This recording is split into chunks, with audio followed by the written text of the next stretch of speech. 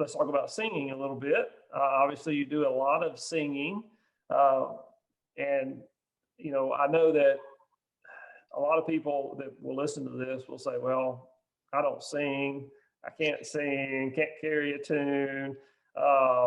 How do you do singing? What do you say to those parents who do not feel real confident in their singing? I think that we get this objection a lot because we are singers and we are musicians. And so they're like, of course you guys do that.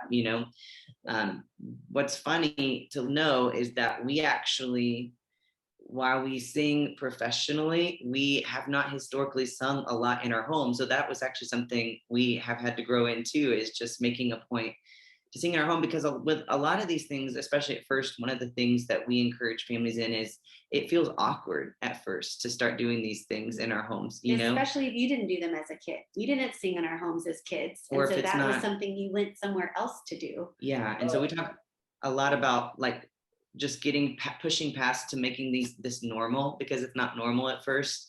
And singing is one of those, because singing can make us feel vulnerable too. And on top of that, if it's not normal, it can be weird. But for families who feel like they can't sing or they're not musical, or we live in a really awesome time, because we have Siri, and we have Spotify, and we have Alexa, and you can just play your favorite worship song and sing to it. You can print out some lyric sheets and just sing along. Honestly, even for our sing time, like we might learn a verse, tackle little bits, especially with the little kids, and then for the rest of the song, we'll have a family dance party. Just to kind of ease our way into it and get accustomed to what we're doing, and make it fun for them. So that's what we typically say, is that there's a lot of great resources out there for you to make singing in your home easy. And just like trying to figure out what to read in the Word, I think that can be, especially for me, it would be a real stumbling block. Well, what should we sing? And I don't want to feel like I have decision fatigue and I have to decide something every day.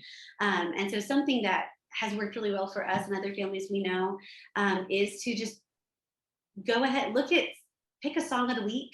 If you're a planner, like go ahead and pick songs of the faith that if you have kids, especially like want your kids to know songs that maybe you've been singing in church and you're like, gosh, I don't want them to just think that this is just like for big church and these songs aren't for them. Like, what songs did we sing on Sunday that we're probably going to be singing for a while as a church, that we can make sure we're introducing at home and making personal connections with in our home worship? Just picking 4 songs, for the month, and just go ahead and know that is the song of the week, and focus on, a verse and a chorus, or just one verse each day, and kind of move a little bit further each day. And then, it happens all the time. Once you do that and you're enjoying that, then maybe you hit one day and you're reading a certain passage and you think, wow, it would be great to sing Our God is the Lion of Judah after we read this particular passage. That's perfect. And then you can be spontaneous, and it's great.